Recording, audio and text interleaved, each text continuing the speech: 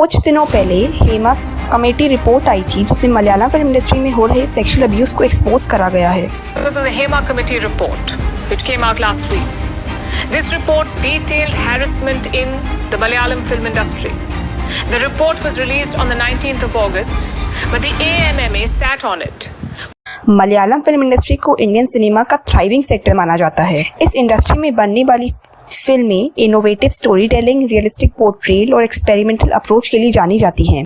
पिछले कुछ सालों में इस इंडस्ट्री को इंटरनेशनल रिकॉग्निशन भी मिला है।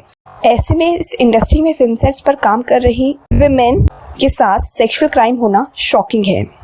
मलयालम फिल्म इंडस्ट्री में मी टू मूवमेंट की शुरुआत 2017 में हुई थी, जब एक मलयालम एक्ट्रेस को एक चलती हुई गाड़ी में सेक्सुअली असॉल्ट किया गया था। उन्होंने परपेट्रेटर्स के अगेंस्ट लीगल एक्शन लिया था, जिसमें एक वेल नोन एक्टर दिलीप का नाम भी सामने आया था। दिलीप को पुलिस ने अरेस्ट कर लिया था, लेकिन कुछ टाइम बाद उनको बेल मिल गई थी। इस केस ने मलयालम फिल्म इंडस्ट्री में हो रहे सेक्सुअल असॉल्ट को एक्सपोज करा था। जैसे जैसे इस केस को मीडिया अटेंशन मिला, वैसे वैसे और भी विमेन आगे आई और उन्होंने अपने सेक्सुअल अब्यूज के एक्सपीरियंसेस को शेयर करा और ये ग्लोबल मी टू मूवमेंट बन गया। ये बात क्लियर थी कि ये सिर्फ सेक्सुअल हैरेसमेंट सिर्फ कुछ लोगों तक ही सीमित नहीं था, मलयालम फिल्म इंडस्ट्री में एक सिस्टमिक प्रॉब्लम था। इसके बाद WCC का फॉर्मेशन होता है, जहाँ पे कुछ फीमेल एक्टर्स और टेक्नीशियंस सेक्सुअल हैरेसमेंट को एड्रेस करने के लिए एक ऑर्गेनाइजेशन बनाती हैं। इस WCC में पार्वती मेनन जैसे वेल नोन फेसेस होते हैं and they became a powerful voice advocating for the rights and safety of women in the industry. WCC के अंदर जितने भी एक्टर्स, डायरेक्टर्स थे, वो सरकार के पास जाते हैं और वहाँ पर हेमा कमेटी फॉर्म होती है। जस्टिस के हेमा ने मलयालम फिल्म इंडस्ट्री में सेक्सुअल हैरेसमेंट इश्यूज को रिपोर्ट करने के लिए 2017 में हेमा कमेटी बनाई थी। इसमें 3 मेंबर्स थे। इस रिपोर्ट के अकॉर्डिंग इंडस्ट्री के top directors, actors, producers sexually harassment में इन्वॉल्व हैं।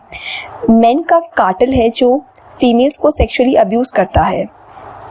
इस रिपोर्ट में किसी का नाम मेंशन नहीं किया गया है। हेमा कमेटी बहुत सारी वुमेन से बातचीत करती है और रिसर्च करती है और अपनी रिपोर्ट 2019 में सबमिट कर देती है।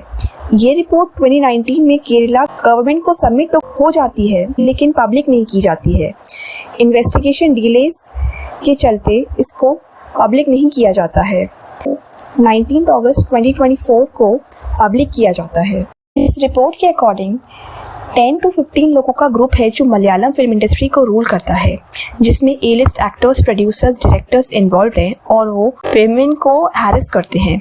जब directors who is considered as the captain of the ship अगर वो ही इन्वॉल्व है तो क्या ही सेफ्टी और सिक्योरिटी होती होगी।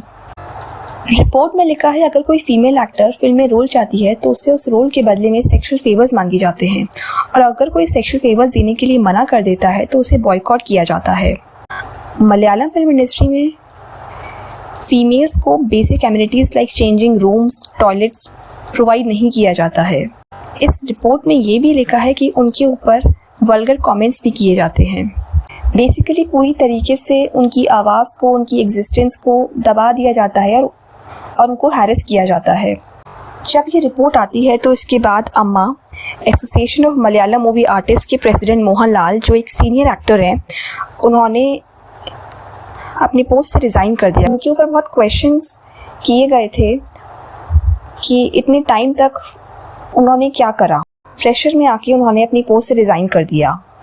इस रिपोर्ट के आने के बाद केरला की सरकार ने एक SIT फॉर्म करी है और इन एलिगेशंस पर इन्वेस्टिगेशन करने को कहा है। 2018 में हिंदी फिल्म इंडस्ट्री में सेक्सुअल एलिगेशंस के अगेंस्ट काफ़ी एक्टर्स ने अपनी वॉइस को रेज करा था, और अभी कुछ दिनों पहले कोलकाता रेप केस में कंट्री में प्रोटेस्ट हुआ है और अब मलयालम फिल्म इंडस्ट्री में ये रिपोर्ट सामने आई है जो बहुत डिप्रेसिंग है। मी टू मूवमेंट हमारी सोसाइटी में सेक्सुअल हैरेसमेंट और मिसोजिनी के कल्चर को एक्सपोज करता है।